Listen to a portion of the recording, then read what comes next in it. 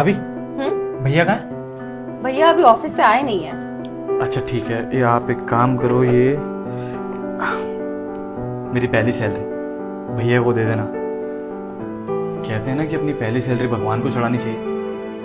मेरे भगवान तो मेरे भैया ही हैं, तो ये सैलरी उनके लिए।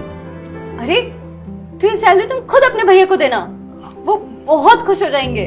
अरे नहीं नहीं भाभी, ये पैसे आप ही देना उनको। भाई कौन शेर के मुंह में हाथ डाले। भैया के मूड का ना कुछ पता नहीं होता, अभी ठीक है कब खराब हो जाए। एक बात बोलूं, तुम बेवजह ही अपने भाई से डरते हो, लेकिन सच बताऊं तो इस दुनिया में सबसे ज्यादा तुम्हारे बारे में तुम्हारे भैया ही सोचते हैं। भैया ही सोचते हैं मतलब? मैं बताती हूँ। अबे वो नालायक, शर्म नाम की चीज है या नहीं तेरे अंदर? बिजली का बिल भरना है, आज डेट 25 हो चुकी है और तू यहाँ नवाबों की तरफ फोन चला रहा है। अरे मेरे पे कितनी सारी जिम्मेदारियां हैं, यूं नहीं कि कहीं जाके नौकरी कर ले, बड़े भाई का हाथ बटाए, पर तुझे इन सब चीजों से कोई मतलब नहीं है। अरे भैया क्या है यार, मूड खराब करते रहते हो जब देखो।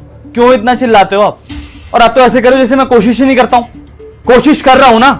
अब नहीं लग रही नौकरी तो मैं क्या कर सकता हूँ? फोन ही चलाऊंगा ना बैठ के। फिर मेरी बात कान खोल के सुन ले, अगर तू कहीं नौकरी नहीं करेगा ना तो याद रखना, घर से निकाल के बाहर कर दूंगा। हाँ हाँ निकाल देना। चिल्लाते रहते हैं। सुनिए, मुझे आपसे कुछ बात करनी है। हाँ बोलो। आप छोटे को इस तरह से मत डांटिए। देखो वो कोशिश तो कर रहा है ना, कितनी जगह उसने इंटरव्यूज दिए। अब उसकी अगर नौकरी नहीं लग रही तो इसमें उसकी क्या गलती है? लेकिन अगर आप इस तरह से उसको डांटते रहेंगे तो उसका मनोबल टूट जाएगा।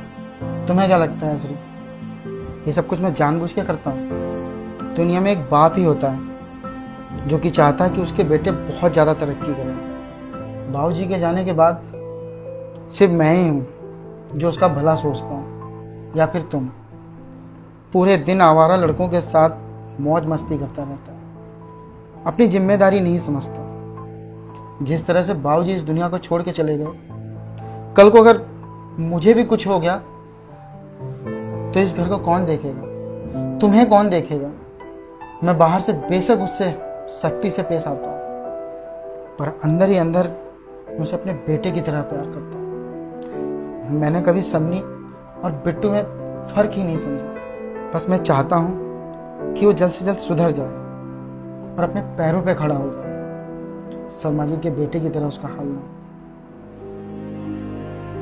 हे भगवान, मेरे भाई को क्या हो गया है? भगवान उसे बुद्धि देना ताकि वो कोई काम धंधा कर सके। न जाने किन लोगों की संगत में पड़ गया है, कोई काम नहीं करता, पूरे दिन घर पे पड़ा रहता है। पूरे घर की जिम्मेदारी मेरे ऊपर आ गई है। मैं नहीं चाहता कि मैं उसे सबके सामने या अकेले में डांट मारूं। हे भगवान, अब तू ही कुछ कर ताकि उसकी बुद्धि सही हो जाए और वो कुछ काम कर सके।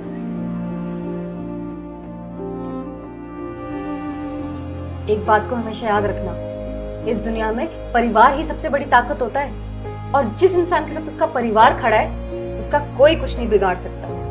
और तुम्हारे भैया तो हर वक्त तुम्हारे बारे में इतना सोचते हैं। हमेशा कहते हैं मुझसे कि छोटा कुछ कर जाए तो मैं आराम से जी सकता हूँ। तुमको अपने बच्चे जैसा ट्रीट करते हैं वो। आप बिल्कुल ठीक कह रही हैं भाभी। भैया मुझसे इतना प्यार करते हैं, मुझे इतना सपोर्ट करते हैं, और अगर कभी कभी गुस्सा कर भी देते हैं तो इसमें प्रॉब्लम क्या है? अब सच बताऊं तो भाभी, मुझे तो अभी तक यही लग रहा था कि भैया के ऊपर परिवार की जिम्मेदारियां आ गई हैं, अब वो मुझे भूलते जा रहे हैं। लेकिन ऐसा कुछ भी नहीं है। भैया अभी भी मेरे बारे में ही सोच रहे हैं। पापा के जाने के बाद अपनी पूरी जिम्मेदारी निभा रहे हूँ। मैं ही कहता हूँ जो उनको गलत समझ रहा था। और जहाँ प्यार होता है ना, वही तो इंसान गुस्सा करता है।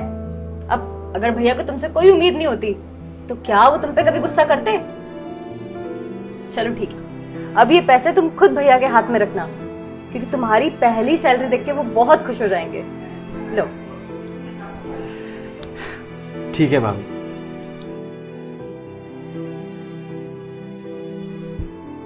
भगवान इन दोनों भाइयों को हमेशा खुश रखना और हमेशा साथ में रखना।